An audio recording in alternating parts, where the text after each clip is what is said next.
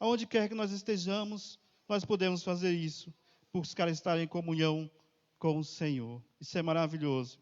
No 4 diz assim: quando Cristo, que é a nossa vida, se manifestar, então também vos manifestareis com Ele em glória. Aleluia. A Bíblia diz assim que Jesus vai voltar.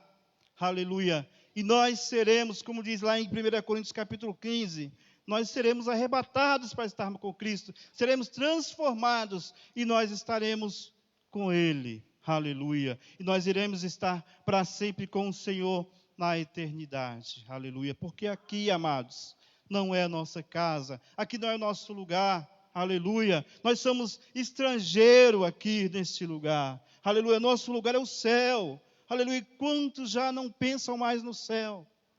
Quantos só pensam nas coisas daqui da terra? Por isso que o apóstolo Paulo diz: pensai nas coisas de cima, pensai no céu, pensai na tua eterna morada, porque é lá que você vai morar, é lá que nós vamos morar. Aleluia. Muitas vezes, amados, os problemas, as lutas, as dificuldades roubam isso de nós. Nós acabamos pensando só nisso. Não, nós temos um lugar eterno, uma morada eterna, aleluia, o céu, aleluia, qual o Senhor Jesus, em João 14, fala que vou preparar-vos um lugar e voltarei para levar-me para junto de mim mesmo, aleluia, louvado seja Deus. Foi promessa do Senhor Jesus. Não se turbe o vosso coração, crede em Deus, crede também em mim. Na casa do meu Pai há muitas moradas. Foi o próprio Jesus que falou isso. Aleluia.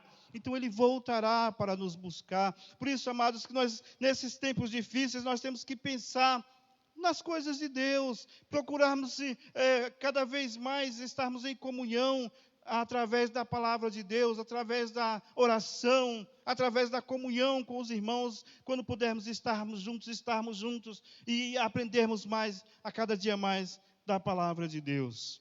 E aqui no versículo 5,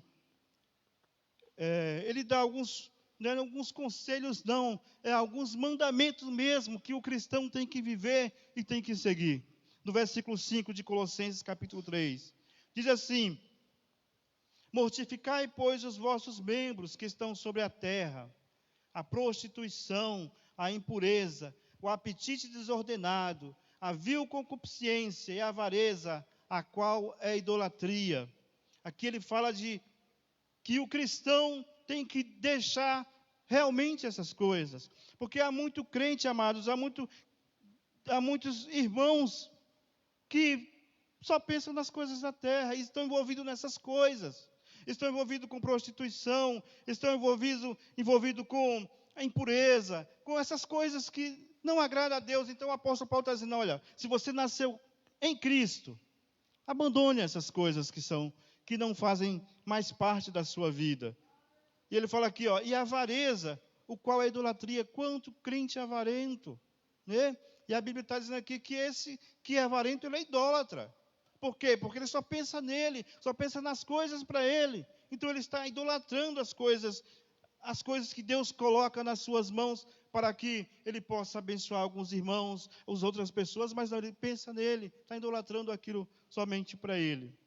No verso 6 diz assim: pelas quais coisas vem a ira de Deus sobre os filhos da desobediência. Ou seja, quem não serve a Deus, vive somente fazendo essas coisas, desobedecendo, e Deus trará ira sobre essas vidas. Não pense que Deus não terá juízo sobre aqueles que não o querem, sobre aqueles que os desprezam.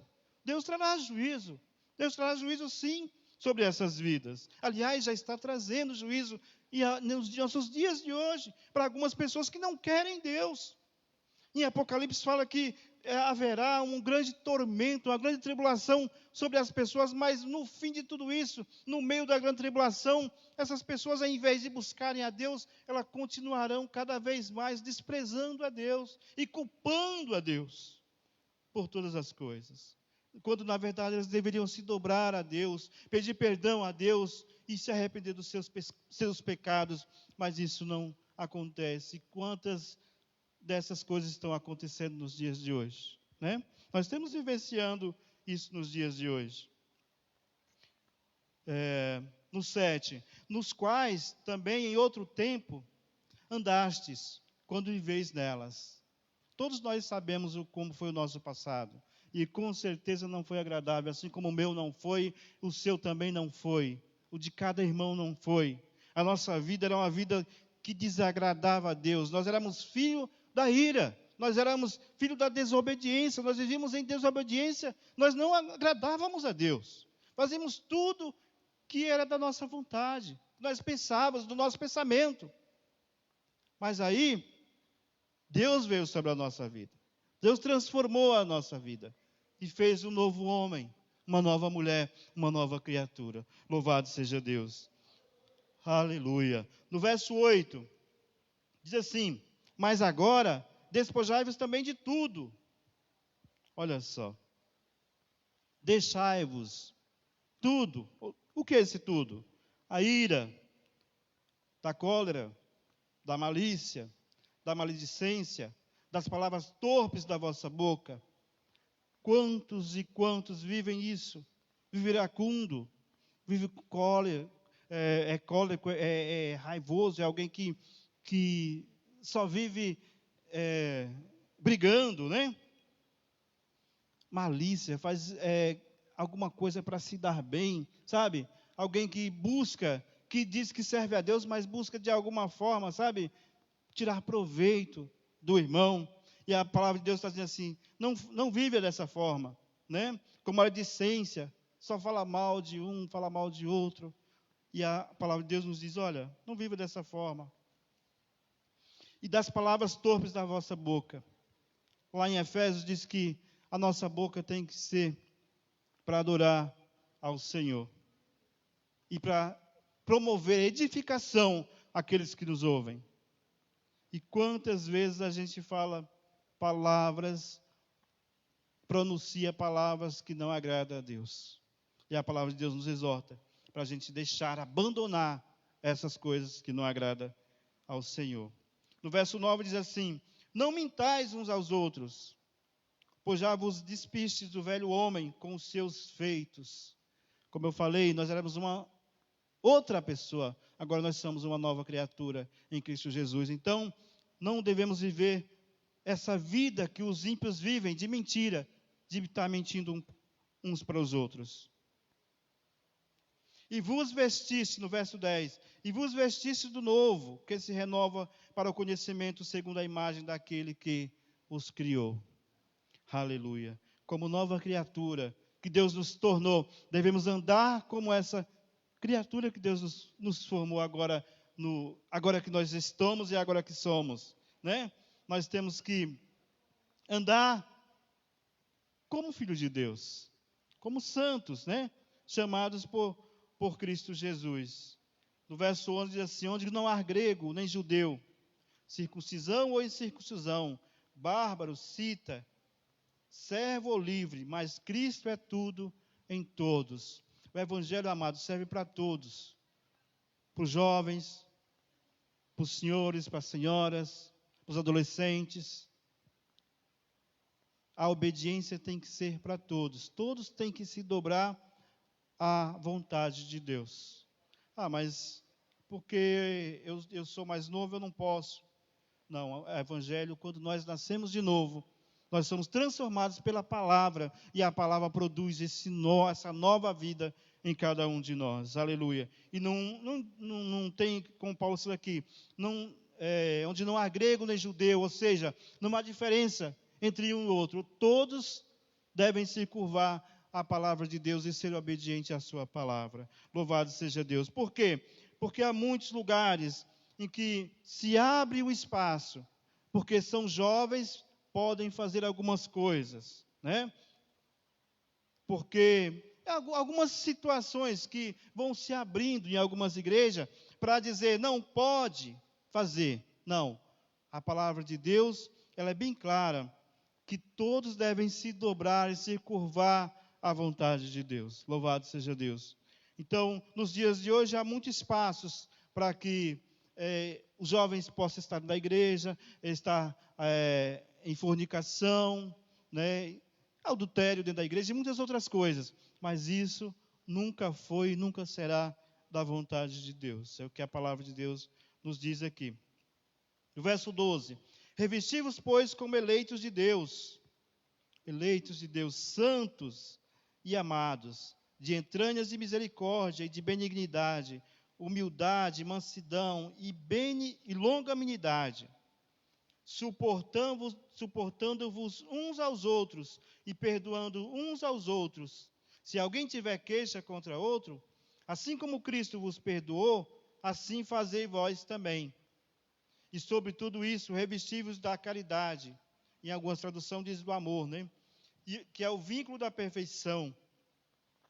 E a paz de Deus, para a qual fostes chamados, em um corpo, domine os vossos corações, e sedes agradecidos. E a palavra de Cristo habite em vós abundantemente, em toda sabedoria, ensinando-vos e admoestando-vos uns aos outros, com salmos, hinos e cânticos espirituais, cantando ao Senhor com graça em vosso coração. E quando fizerdes por palavra ou por obras, fazei tudo em nome do Senhor Jesus, dando por ele graças a Deus. Louvado seja Deus. Então, amados, aqui a palavra de Deus nos ensina como é que tem que ser a nossa vida como cristão, pensando nas coisas de Deus, buscando as coisas de Deus, olhando para cima, que é a nossa morada, né? Pensando no céu, que é o nosso lugar, lembrando que Jesus voltará para nos buscar, aleluia, lembrando que nós não somos daqui, né? Que nós somos estrangeiros, nós não estamos numa terra que não é o nosso lugar, que aqui não é o fim, aleluia. Por isso, amados, que nós devemos cada dia mais buscarmos, meditarmos na palavra de Deus. Porque se nós estivermos ali, firme com o Senhor, através da sua palavra, através de uma vida de oração, através de uma vida de comunhão com Deus, aleluia, nós vamos pensar nas coisas de cima. Nós vamos buscar as coisas de cima. Nós vamos buscar o céu. Nós vamos pensar no céu. Porque lá é o nosso lugar. Lá é a nossa morada. Que nós possamos pensar nesses dias difíceis e buscar as coisas de Deus. Não somente aqui. Eu acho que creio e é realmente muito pouco o tempo que passamos aqui para nós definirmos a nossa vida cristã como essa uma hora e meia que nós passamos, 2 horas de estarmos aqui para adorarmos a Deus. Não deixarmos de virmos buscarmos a Deus aqui em comunhão, mas também em casa, buscarmos a Deus, orarmos, termos comunhão com Deus, porque é isso que Deus espera de cada um de nós, aleluia. Porque a Bíblia diz, aquele que está de pé, cuide para que não caia. Que você e eu possamos estar de pé diante da palavra de Deus. Que as palmas louvem e agradeçam o nome do Senhor Jesus. Glória a Deus.